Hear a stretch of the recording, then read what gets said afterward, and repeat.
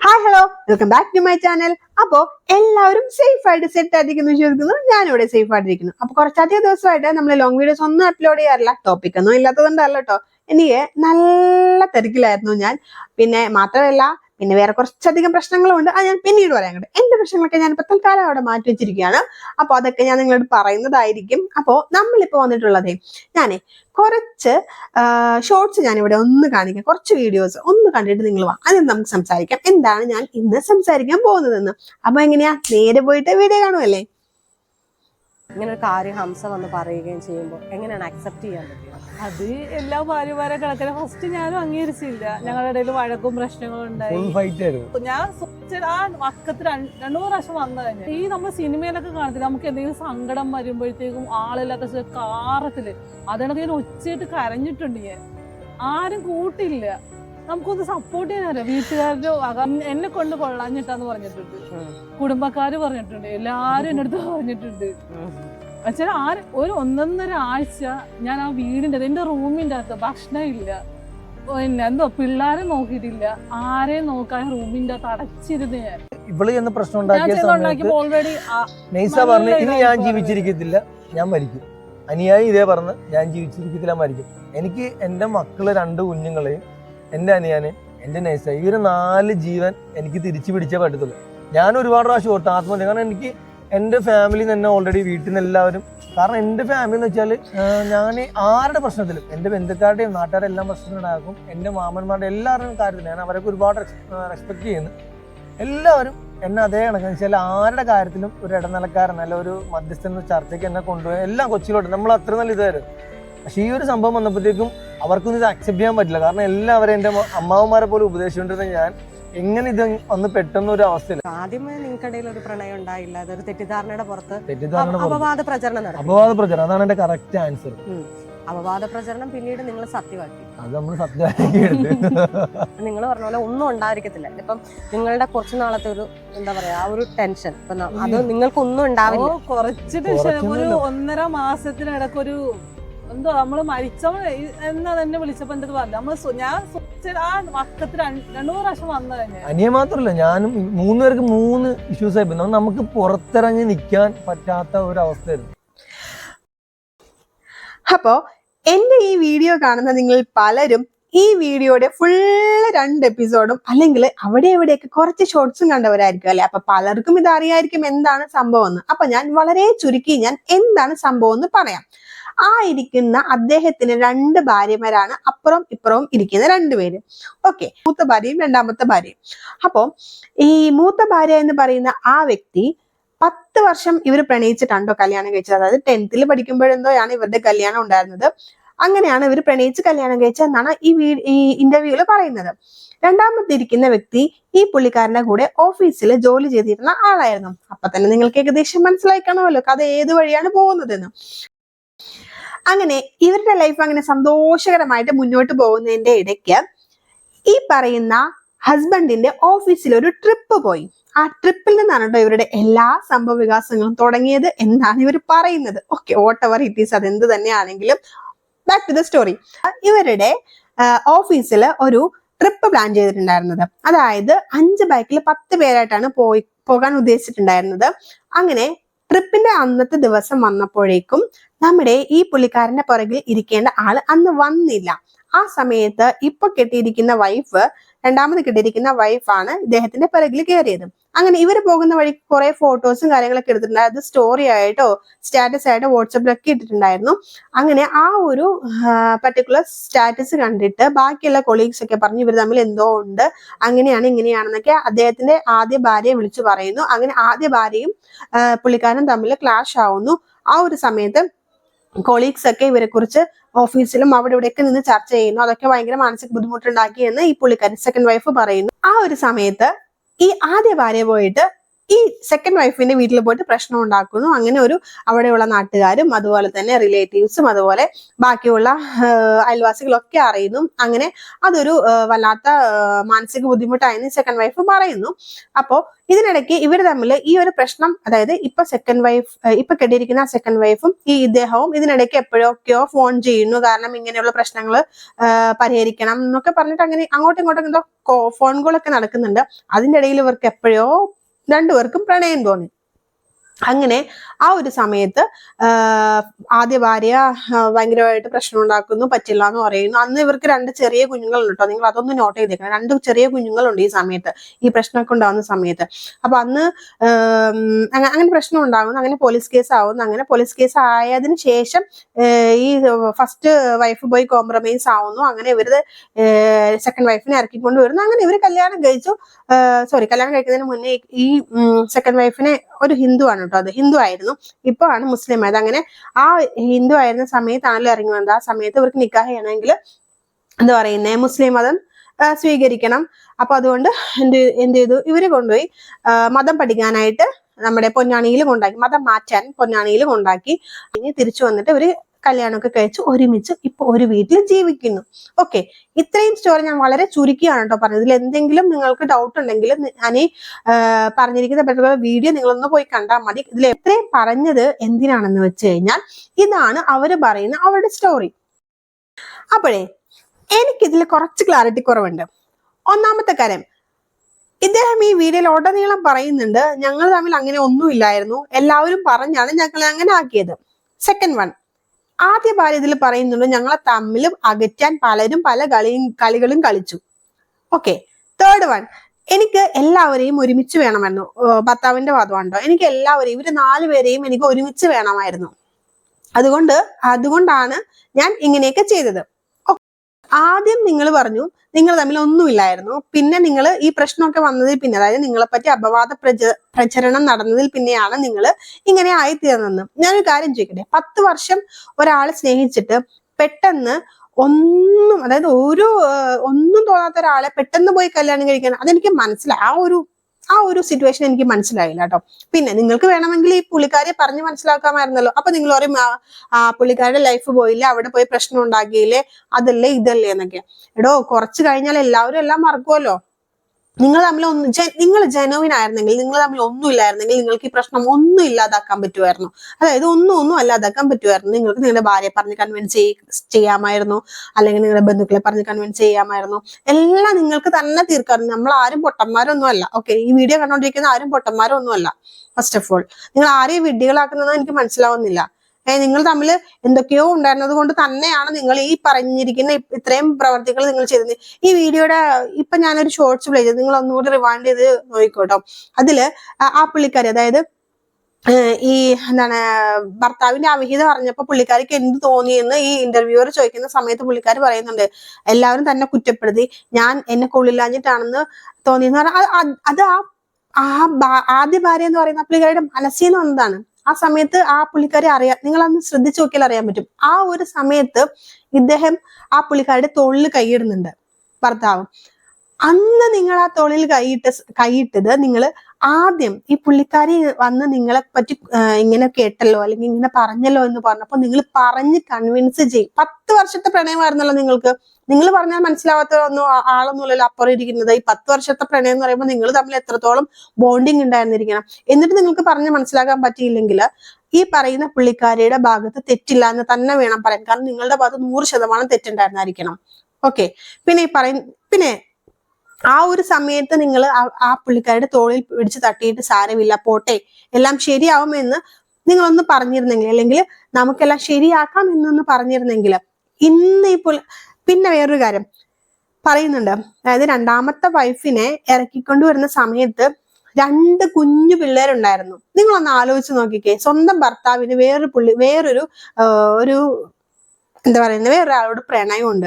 ആ സമയത്ത് ഇദ്ദേഹത്തിന്റെ 2 മക്കളെ പ്രസവിച്ച ഒരു ആളാണ് ഇപ്പുറം ഇരിക്കുന്നത്. ആ ആൾക്ക് എന്ത് വേദന, എന്തൊരു മനസ്സമാധാനമൊക്കെ ഉണ്ടാവും. നിങ്ങളൊന്ന് ആലോചിക്കുക. നിങ്ങളുടെ കുഞ്ഞുങ്ങളോട് നിങ്ങൾക്ക് എന്തെങ്കിലും സ്നേഹം ഉണ്ടായിരുന്നോ? നിങ്ങളുടെ കുഞ്ഞുങ്ങളോട് നിങ്ങൾക്ക് എന്ത് സ്നേഹമാണ് നിങ്ങൾക്കുണ്ടായിരുന്നത്? എനിക്ക് മനസ്സിലാവുന്നില്ല നിങ്ങൾ ഈ പറയുന്നത്. നിങ്ങൾക്ക് 4 പേരെയും വേണമായിരുന്നു എന്ന് പറയുന്നു. ഈ പറയുന്ന ഈ പുള്ളിക്കാരെ പറഞ്ഞ് മനസ്സിലാക്കാൻ നിങ്ങൾ തമ്മിൽ ഒന്നും ഇല്ലാതിരുന്നു എങ്കിൽ നിങ്ങൾക്ക് ഈ പുള്ളിക്കാരെ പറഞ്ഞ് മനസ്സിലാക്കാൻ പറ്റുമായിരുന്നു 100% പറ്റുമായിരുന്നു. ഓക്കെ. പിന്നെ നിങ്ങൾ ആ ഒരു സമയത്ത് ഇത്രയും പ്രശ്നങ്ങൾ നടക്കുമ്പോൾ ആ ഒരു 2 പിഞ്ചു കുഞ്ഞുങ്ങളെയും കൊണ്ട് ഈ പുള്ളിക്കാരെ എന്തോരം മാനസിക ബുദ്ധിമുട്ടായിരുന്നു. അതിപ്പോ ആ പുള്ളിക്കാരിക്ക് അങ്ങനെയൊന്നും ഇല്ല എന്നാണ് എനിക്കിപ്പോ പല വീഡിയോ ഒന്നും ചിലപ്പോ അത് എന്താ പറയുന്നേ അനുഭവിച്ച് മാറിയതായിരിക്കാം. മേ ബി എനിക്കറിയില്ല. എന്താണെങ്കിലും ഇപ്പൊ എന്താണെങ്കിലും അങ്ങനെ ഒരു വികാരം കാണുന്നില്ല. മുന്നേ ഉണ്ടായിരുന്നു എന്ന് പറയുന്നുണ്ട്. ഓക്കെ, അതുകൊണ്ടാണ് ഞാൻ പറഞ്ഞത് ആ ഒരു സമയത്ത് ഞാൻ ഒരു എന്താ പറയുന്നേ, ഞാനൊരു ഭാര്യയാണ്, അമ്മയാണ്. ഞാനൊരു കാര്യം പറയട്ടെ, എന്റെ ഹസ്ബൻഡ് വേറൊരു പുള്ളിക്കാരിയെ കുറിച്ച് ഇങ്ങനെ വർണ്ണിക്കുന്നത് പോലും കേട്ട് നിൽക്കാൻ എനിക്ക് പറ്റില്ല. അങ്ങനെ ആയിരിക്കും എല്ലാ സ്ത്രീകളും. അപ്പൊ സ്വന്തം ഭർത്താവിന്റെ മനസ്സിൽ വേറൊരു പെണ്ണിന് സ്ഥാനം ഉണ്ടെന്ന് അറിയുമ്പോൾ ആ പിഞ്ചു കുഞ്ഞുങ്ങളുള്ള ഒരു അമ്മയുടെ അവസ്ഥ ഒന്ന് ആലോചിച്ച് നോക്കിയേ. അവരെന്തുമാത്രം വിഷമിച്ചു കാണുമെന്ന്. നിങ്ങൾ ഇന്നിപ്പോ ഇവിടെ ഇരുന്ന് പറയുന്നുണ്ടല്ലോ അന്ന് നെയ്സ ഭയങ്കരമായിട്ട് വിഷമിച്ചു അങ്ങനെയാ ഇങ്ങനെയാന്നൊക്കെ. ഇന്ന് നിങ്ങൾ കൂടെയുണ്ട്, ഇന്ന് വിഷമിക്കുന്നില്ല എന്നായിരിക്കും നിങ്ങൾ ഓട്ടോറിറ്റീസ്, അതെന്നായിരിക്കും നിങ്ങളുടെ വിഷയം. ഓക്കെ, നിങ്ങൾ ഈ പറഞ്ഞ 2 പോയിന്റ്സും ശുദ്ധ അസമ്മതവും പിന്നെ ശുദ്ധ കള്ളത്തരവുമാണെന്ന് ഏത് ബുദ്ധിയുള്ളവനും മനസ്സിലാവും. ഓക്കെ, അതുകൊണ്ട് നിങ്ങൾ നാട്ടുകാരെ പറ്റിക്കാം എന്നുള്ളതാണ് നിങ്ങളുടെ ഉദ്ദേശമെങ്കിൽ സ്വന്തം ഭാര്യയെ നിങ്ങൾ വിഡ്ഢിയാക്കിയിട്ടാണ് നിങ്ങൾ കല്യാണം കഴിച്ചത്. അത്രേ എനിക്ക് പറയാൻ പറ്റുള്ളൂ. എനിക്കല്ല, ഈ വീഡിയോ കാണുന്ന ആർക്കും പറയാൻ പറ്റുള്ളൂ. നിങ്ങൾ അതിന്റെ അടിയിൽ വന്നിരിക്കുന്ന ആ കമന്റ്സ് ഒക്കെ എടുത്ത് വെച്ച് നിങ്ങൾക്ക് തന്നെ മനസ്സിലാക്കും. ഞാൻ നിങ്ങളെ ഒരിക്കലും ബ്ലെയിം ചെയ്യുമല്ല, പക്ഷെ നിങ്ങൾ ആ പറഞ്ഞത് കള്ളത്തരമാണ്. നിങ്ങൾ തമ്മിൽ ഒന്നും ഇല്ലാതെ ഇരുന്നിട്ടല്ല, നിങ്ങൾ പെട്ടെന്നൊരു ബന്ധത്തിലേക്ക്, 10 വർഷം സ്നേഹിച്ചൊരു ഭാര്യ വിട്ടിട്ട് എല്ലാവരും നാട്ടുകാരും പറയുന്നല്ലോ അയ്യോ എനിക്ക് ഈ പവൻ കൊച്ചിനെ കൂടി ജീവിതത്തിലേക്ക് വിളിക്കണമല്ലോ എന്ന് വിചാരിച്ചിട്ടില്ല. നിങ്ങൾ തമ്മിൽ നല്ല എന്തൊക്കെയോ റിലേഷൻസ് ഉണ്ടായിരുന്നു. ഓക്കെ, അല്ലാതെ പെട്ടെന്ന് ഒരാൾക്ക് പോയിട്ട് ഇത്രയും സ്വന്തം ഭാര്യയും മക്കളെയും ഒക്കെ വിട്ടിട്ട് പെട്ടെന്ന് ഒരു ലൈഫിലേക്ക് പോകാൻ പറ്റത്തില്ല. പിന്നെ ആ ഒരു പ്രശ്നം നിങ്ങളൊരു കരുവാക്കി എടുത്തു, അത്ര തന്നെ. ഓക്കെ, അപ്പൊ എനിക്ക് ഈ ഒരു വീഡിയോ കണ്ടപ്പോ എനിക്ക് അതാണ്ടോ പറയണം തോന്നി, അതുകൊണ്ടാണ് ഞാൻ പറഞ്ഞത്. പിന്നെ വേറൊരു കാര്യം, നമ്മുടെ ഈ വീഡിയോന്റെ അടിയിൽ, അതായത് ഈ വീഡിയോ എന്നല്ല, ഇപ്പൊ ഈ കണ്ടിന്യൂസ്ലി വന്നുകൊണ്ടിരിക്കുന്ന കുറച്ചധികം വീഡിയോസിന്റെ അടിയിൽ ഞാൻ കണ്ടിരിക്കുന്നത് ഒരു പ്രത്യേക തരം വിഷയമാണ് മതം. എല്ലാത്തിനും മതം. ഈ ഒരു പർട്ടിക്കുലർ വീഡിയോ ഇപ്പൊ ഞാനിപ്പോ സംസാരിച്ചൊരു ടോപ്പിക് വേറൊരു യൂട്യൂബർ എടുത്തിട്ട് പറഞ്ഞു. എന്നിട്ട് അതിൽ ഫസ്റ്റ് തന്നെ ഒരു വാചകം ഉണ്ടായിരുന്നു, ചില മതസ്ഥരില് മാത്രം കണ്ടുവരുന്ന. ഓക്കെ, ചില എന്തിനാണ് അവിടെ മതം കുത്തിക്കയറ്റുന്നത്? അല്ല, നിങ്ങൾ എന്തിനാ അതിന്റെ ഇടയിൽ മതം കുത്തിക്കയറ്റുന്നത്? കുറച്ച് ദിവസങ്ങൾക്ക് മുന്നേ തട്ടമിട്ട് സ്കൂളിൽ വന്നതിന്റെ പേരിൽ എന്തോ പ്രശ്നമൊക്കെ ഉണ്ടായിരുന്നു. അതിന്റെ അടിയിൽ മതം കുത്തിക്കയറ്റി. എന്തിനാ അതിന്റെ അടിയിലൊക്കെ മതം കുത്തിക്കയറ്റുന്നേ?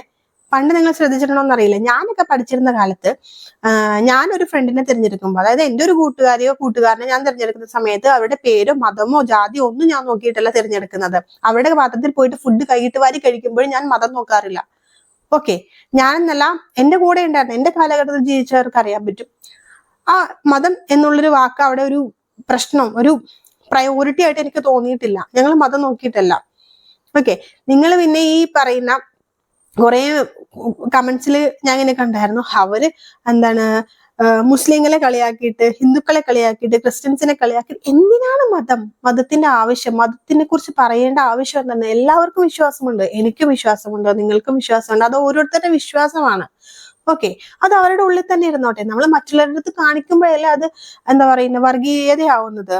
എന്റെ ഫ്രണ്ട്സ് ഉണ്ട്, എനിക്ക് എന്തോരം ഫ്രണ്ട്സ് ഉണ്ടോ, അതിൽ ഞാൻ നോക്കുന്നത് അവരുടെ മനസ്സാണ്, മതമല്ല. മതം ഒരു പ്രയോറിറ്റി ആയിട്ട് ഞാൻ കണ്ടിട്ടുമില്ല. നിങ്ങൾക്ക് മനസ്സിലാകാത്ത വേറൊരു കാര്യം ഞാൻ പറയാം. ഇപ്പൊ ഈ പറയുന്ന പലരും മതത്തെക്കുറിച്ച് ഭയങ്കര ഘോരമായിട്ട് പ്രസംഗിക്കുന്ന പലരും, അവർക്ക് വെറും ഒരു വരുമാന മാർഗം മാത്രമാണിത്. ഇപ്പൊ ഈ യൂട്യൂബ് ചാനലിലൂടെ ആണെങ്കിലും ബാക്കിയുള്ള കാര്യങ്ങളിലൂടെ അവർക്കത് വരുമാന മാർഗം മാത്രം, അല്ലെങ്കിൽ രാഷ്ട്രീയപരമായിട്ട് അതും അവർക്കൊരു വരുമാന മാർഗം മാത്രമാണ്. അല്ലാതെ നമ്മൾ ഈ പറയുന്ന പോലെ നമ്മളെ നന്നാക്കാൻ അല്ലെങ്കിൽ നമ്മുടെ മതത്തിന് ഇഷ്ടപ്പെട്ടോ ഒന്നും പറയുന്നതല്ല. അതായത് നിങ്ങൾ മനസ്സിലാക്കുക, മതം എന്നതിനേക്കാൾ ഉപരി നമ്മൾ ചിന്തിക്കേണ്ടത് നമ്മളെ തന്നെയാണ്. ഓക്കെ, നമ്മള് മരിക്കുമ്പോ നമ്മൾ ആരും നമ്മൾ ഒന്ന് താഴെ വീണ് നോക്കിക്കേ. അപ്പൊ ആരും അയ്യോ നീ മുസ്ലിം ആണോ, അല്ലെങ്കിൽ നീ ക്രിസ്ത്യൻ ആണോ, എന്നാൽ ഞാൻ ക്രിസ്ത്യനെ വിളിച്ചിട്ട് വരാം, എന്നിട്ട് വരാം നിന്നെ ഹോസ്പിറ്റലിൽ കൊണ്ട്, ആരും അങ്ങനെ പറയത്തില്ല. ഈ പറയുന്ന ഞാനാണെങ്കിലും നിങ്ങളാണെങ്കിലും പറയൂ, ഒരാളെ വീണ് കൊടുക്കുമ്പോ അയ്യോ അവൻ മുസ്ലിം ആണല്ലോ ഞാൻ എടുക്കത്തില്ല, ഞാൻ ഹിന്ദു ആണല്ലോ ഞാൻ എടുക്കത്തില്ല, പറയുവോ? ഇല്ല. മതം എന്ന് പറയുന്നത് ഈ കുഞ്ഞു കുട്ടികളിൽ പോലും മതം കുത്തിവെക്കുക. സത്യം, ഞാൻ ഇപ്പൊ നിങ്ങൾക്ക് അറിയാലോ, നമ്മളെ ഈ കുട്ടികളൊക്കെയാണ് ഇപ്പൊ ഇരുന്ന റീൽസും അതും ഇതൊക്കെ കാണുന്നത്. വായിക്കാൻ പ്രായമായ പിള്ളേർ അടിയിലുള്ള കമന്റ്സ് ഒക്കെ വായിക്കും. അപ്പൊ അവര് ഈ ജനറേഷനെ എങ്ങനെ വിചാരിക്കോ മതമാണ് ഭയങ്കര കാര്യം. നമ്മളൊക്കെ പഠിച്ചിരുന്ന സമയത്ത് ഉണ്ടായിരുന്ന മതത്തെ കുറിച്ച് നമ്മൾ എപ്പോഴാ മറ്റേ ഫോമിലൊക്കെ പൂരിപ്പിക്കുന്ന സമയത്ത് ഇസ്ലാം മുസ്ലിം ഓക്കെ, അപ്പോഴാണ് നമ്മൾ മതം. പിന്നെ നമുക്ക് വിശ്വാസമുണ്ട്, എനിക്ക് വിശ്വാസമുണ്ട്, 5 നേരം നിസ്കരിക്കും, അതുപോലെ തന്നെ അതുപോലെയുള്ള കാര്യങ്ങൾ ചെയ്യും. അത് വെച്ചിട്ട് ഞാൻ എന്റെ ഫ്രണ്ട്സ് അങ്ങനെ ആയിരിക്കണം, അല്ലെങ്കിൽ എന്റെ ഫ്രണ്ട്സ് ഞാൻ ഇങ്ങനെയുള്ളവരെ മാത്രമേ ഉള്ളൂ, ഞാൻ അങ്ങനെ ചിന്തിക്കുന്ന ഒരാളല്ല. ഓക്കെ, ഇപ്പോ ഞാൻ വോട്ട് ചെയ്യാൻ പോകുന്ന ഒരാളാണെങ്കിൽ പോലും മതത്തിന് ഞാൻ മുൻഗണന നൽകില്ല. എന്റെ മതത്തിലുള്ളവർക്ക് മാത്രമേ ഞാൻ വോട്ട് ചെയ്യൂ, അങ്ങനെ ഒന്നും എന്റെ ഒരു നിഘണ്ടുവിലില്ല. മതം എന്ന് പറയുന്നത് ഞാൻ തിരഞ്ഞെടുക്കുന്ന ഫ്രണ്ട്സിലോ അല്ലെങ്കിൽ ഞാൻ തിരഞ്ഞെടുക്കുന്ന ഏത് കാര്യം, ഞാൻ മതം എന്നുള്ള കാര്യം ഞാൻ ഉപയോഗിക്കാറില്ല. ഓക്കെ, അപ്പോ ഇന്ന് വളർന്നു വരുന്ന സമൂഹത്തിന് കൊടുക്കുന്ന മെസ്സേജ് എന്താണ്? മതമാണ് എല്ലാം. എവിടെയാണ് നിങ്ങൾ, ഏത് ലോകത്ത്, ഏത് യൂണിവേഴ്സിലാണ് നിങ്ങൾ ജീവിക്കുന്നത്? ഞാനൊന്ന് ചോദിച്ചോട്ടെ, എവിടെയാണ് നിങ്ങൾ ജീവിക്കുന്നത്? എന്തിന് ഈ കുഞ്ഞു പിള്ളേരുടെ തലയിലൊക്കെ ഈ മതം കുതിക്കേറ്റി വെക്കുന്നത്? ഈ വർഗീയത പറയുന്നവരെയാണ് ആദ്യം എന്താ പറയണ്ടേ, അവരെയാണ് നമ്മൾ ആദ്യം അകറ്റി നിർത്തേണ്ടത്, അല്ലാതെ എതിർ മതസ്ഥരെയല്ല. വർഗീയത ആരാണ് പറയുന്നത് അവരെയാണ് നമ്മൾ മാറ്റി നിർത്തേണ്ടത്. എല്ലാവരും മനുഷ്യരായിട്ട് മാത്രം കാണാൻ. പല കാര്യങ്ങളിൽ പല ടോപ്പിക്കിനെ കുറിച്ച് സംസാരിക്കുമ്പോൾ പലരും പറയാൻ ഞാൻ കേട്ടിട്ടുണ്ട്, ചില പ്രത്യേക മതസ്ഥര്, ചില പ്രത്യേക തരം ആൾക്കാര്. അങ്ങനെ ഒന്നും ഇല്ലടോ, എല്ലാവരും മനുഷ്യരാണ്. എല്ലാവരും സമൂഹത്തിൽ ജീവിക്കുന്നത് മനുഷ്യന്മാരായിട്ട് തന്നെയാണ്. മരിക്കുമ്പോഴും മരിക്കുന്നത് അങ്ങനെ തന്നെയാണ്. അല്ലാതെ ഒരു പ്രത്യേകതരം വിഭാഗം, ഒരു പ്രത്യേകതരം ആൾക്കാർ, ഒരു പ്രത്യേകതരം മനുഷ്യന്മാർ, അങ്ങനെ ഒന്നുമില്ല. കുട്ടികളെ, എന്റെ ഈ വീഡിയോ കാണുന്നതിൽ കുട്ടികളുണ്ടെങ്കിൽ നിങ്ങളൊന്ന് മനസ്സിലാക്കാം, മതം എന്ന് പറയുന്നത് നമ്മുടെ വിശ്വാസമാണ്, അല്ലാതെ അത് എന്താ പറയുന്നത് വർഗീയതയായിട്ട് മുന്നോട്ട് കൊണ്ടുപോകലല്ല. മതം ഓരോരുത്തരുടെ വിശ്വാസം. എനിക്ക് വിശ്വാസമുണ്ട്, നിങ്ങൾ പല വിശ്വാസമുണ്ടായിരുന്നു. ഞാൻ പള്ളിയിൽ പോകുന്നു, നിങ്ങൾ അമ്പലത്തിൽ പോകുന്നു. ഓക്കെ, എല്ലാം ഒരേ ഹാള് തന്നെ, പല ഇതില് നമ്മൾ പ്രാർത്ഥിക്കുന്നു, നമ്മൾ ചെയ്യുന്നു, അത്രേ ഉള്ളൂ. ഓക്കെ, അപ്പൊ മതം എന്നത്, അപ്പൊ ഞാൻ ഏത് യൂട്യൂബർ ആണെന്നോ ആരാണ് പറഞ്ഞതെന്ന് ഞാൻ പറയുന്നില്ല. പക്ഷെ ആ ഒരു പുള്ളിക്കാരി, ഒരു ലേഡിയാണ് കേട്ടോ, പുള്ളിക്കാരി പറഞ്ഞത് ചില മതസ്ഥര് ഈ ഒരു വീഡിയോക്ക് റിയാക്ട് ചെയ്തപ്പോഴാണ് ഞാൻ കണ്ടത്. പിന്നെ ഇത് മാത്രമല്ല, പല വീഡിയോസിൽ ഞാൻ കണ്ടത്. തട്ടത്തിന്റെ സംഭവം വന്ന സമയത്ത് ഞാൻ പല ഷോർട്സിന്റെ അടിയിലാണ് ഞാൻ കണ്ടത്. എന്താണ്, ഈ മുസ്ലിംസിനെ കളിയാക്കി കുറെ. ഞാൻ മതം പറയുന്ന ആളൊന്നും അല്ല. ഓക്കെ, ഞാൻ വർഗീയത പറയുന്ന ആളേ അല്ല. ഞാൻ എല്ലാ മതത്തിലും എനിക്ക് എല്ലാ മതത്തിലും ഫ്രണ്ട്സ് ഉണ്ട്, എനിക്ക് എല്ലാ മതസ്ഥരുമായിട്ട് പരിചയമുണ്ട്. ഓക്കെ, ഞാൻ എല്ലാ മതസ്ഥരുമായിട്ടുള്ള റിലേഷൻഷിപ്പ് മെയിൻറ്റെയിൻ ചെയ്യുന്ന ഒരാളാണ്. അപ്പൊ എനിക്ക് മതം എന്നുള്ളത് എൻ്റെ ഒരു കൺസേൺ അല്ല. ഓക്കെ, അപ്പൊ നമ്മൾ വളർന്നു വരുന്ന കുട്ടികളുടെ അടുത്ത് നമ്മൾ മതം എന്നുള്ള ഒരു കൺസെപ്റ്റ് അവർക്ക് വളർത്തി കൊടുക്കാതിരിക്കുക. നമ്മളെ അങ്ങനെയല്ല വളർത്തിയത്, അതുപോലെ തന്നെ അവർ അങ്ങ് വളരട്ടെ. ഓക്കെ, അപ്പോ ഞാൻ പറഞ്ഞു വന്നത് മനസ്സിലായല്ലോ, എന്തായിരുന്നത് എന്റെ ടോപ്പിക് എന്ന് മനസ്സിലായല്ലോ. ഞാൻ അപ്പൊ ജസ്റ്റ് എനിക്ക് ആ ഷോർട്സ് കണ്ടപ്പോ ഇത്രയും കാര്യങ്ങൾ അവരെടുത്തായിട്ട് ചോദിക്കണം എന്നുണ്ടായിരുന്നു. കാരണം ആരും പൊട്ടന്മാരല്ല, ഞാനും ചോറാണ് കഴിക്കുന്നത്, അരിഭക്ഷണം തന്നെയാണ് കഴിക്കുന്നത്. അവര് പറഞ്ഞായിരിക്കുന്ന എല്ലാ പ്രസ്ഥാനങ്ങളും പൊളിച്ചടുക്കിക്കൊണ്ടാണ് ഇപ്പൊ എന്താ പറയുന്നത്. ഒരിക്കലും അവർ തമ്മിലൊന്നും ഇല്ലാതിരുന്നിട്ടൊന്നും അല്ല അവരങ്ങനെ ആയത്, എന്തൊക്കെയോ ഉണ്ടായിരുന്നു. പിന്നെ ഈ പറയുന്ന പോലെ അതൊക്കെ അവരുടെ ഇഷ്ടമാണ്. അവരെത്ര പേര്, ഇപ്പൊ എനിക്ക് അല്ലെങ്കിൽ വേറൊരു വ്യക്തിക്ക് എത്ര പേരെ കല്യാണം കഴിക്കണം, എത്ര പേരുടെ കൂടെ ജീവിക്കണം, അതൊക്കെ ഓരോരുത്തരുടെ ഇഷ്ടമാണ്. അതിന് നമ്മൾ ആരും അഭിപ്രായം പറയേണ്ട കാര്യമില്ല. എത്ര കല്യാണം കഴിക്കുന്നത് അവരുടെ ഇഷ്ടമാണ്. ഇനി അപ്പുറത്തെ ആൾക്ക് സമ്മതമാണെങ്കിൽ അവർ ഇനിയും കല്യാണം കഴിക്കട്ടെ, നമുക്കെന്താ. എന്റെ ഭർത്താവ് കല്യാണം കഴിക്കാൻ എനിക്ക് സമ്മതമില്ല, സോ ഞാൻ സമ്മതിക്കത്തില്ല. നിങ്ങൾ എങ്ങനെയാ? അങ്ങനെ തന്നെയാണോ? അപ്പൊ ഇത് ജസ്റ്റ് ഒരു എന്റെ മൈൻഡിൽ തോന്നിയ കാര്യങ്ങൾ ഞാൻ നിങ്ങളുടെ അടുത്ത് പറഞ്ഞു, അത്രേ ഉള്ളൂ. അപ്പൊ വീഡിയോ ഇഷ്ടപ്പെട്ടാൽ ലൈക്ക് ചെയ്യുക, ഇഷ്ടപ്പെട്ടില്ലെങ്കിൽ ഡിസ്ലൈക്ക് ചെയ്യുക. അപ്പോൾ ഇഷ്ടപ്പെട്ടാൽ ഷെയർ ചെയ്യാനും മടിക്കല്ലേ. അപ്പൊ ഞാൻ നേരത്തെ പറഞ്ഞ പോലെ എനിക്ക് കുറച്ചധികം കാര്യങ്ങൾ നിങ്ങളുടെ അടുത്ത് പറയാനുണ്ട്, അത് ഞാൻ 1 by 1 ആയിട്ട് പറയാം കേട്ടോ. അപ്പോൾ ഇനി കുറച്ച് നാളത്തേക്ക് ചിലപ്പോൾ ലോങ് വീഡിയോസ് ഒക്കെ കുറവായിരിക്കും. അപ്പോൾ അത്രേ ഉള്ളൂ. ടാറ്റ, ബൈ ബൈ, സീ യു.